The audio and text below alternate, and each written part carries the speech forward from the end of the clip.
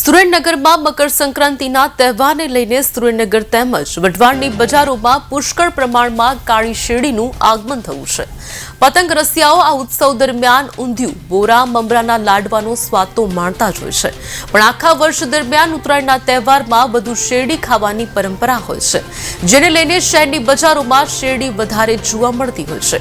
ગયા વર્ષ કરતાં આ વર્ષે શેરડીના ભાવમાં વધારો થયો છે।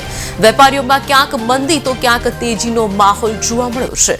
સફેદ શેરડી કરતાં કાળી શેરડી ખાવામાં મીઠી હોવાથી બજારમાં વધારે કાળી શેરડીની માંગ જોવા મળી છે। नाम जगदीश भाई सिंधाबाद देवी पूजा 5 वर्षથી नवा दरवाजे શેરડી ઉતારું છું તમિલનાડુની। महाराष्ट्र ખાવામાં એકદમ મીઠી આવે છે, કોઈ ખારસ નહીં, કોઈ મોરી નહીં અને ખાંડ જેવી શેરડી આવે છે। ચાઇના લાવતો નથી, તમિલનાડુથી महाराष्ट्रથી માલ લાવું છું, એકદમ મીઠી શેરડી આવે છે। શેરડીમાં કેટલા પ્રકાર કેટલા આવે? શેરડીમાં 2 પ્રકાર આવે, આમાં આવે 3 પ્રકાર। એક સફેદ આવે, અત્યારે ચાઇના આવી છે 2 વર્ષથી, પહેલાં આવતી તમિલનાડુ, હવે 2 વર્ષથી ચાઇના આવ્યું છે, એટલે કોઈ ફરક ખાલી લાલ ચાઇના લાલ આવે છે, તમિલનાડુને એકદમ કાળી આવે, ખાવામાં મીઠી આવે છે। કાળી શેરડી એકદમ મીઠી આવે છે।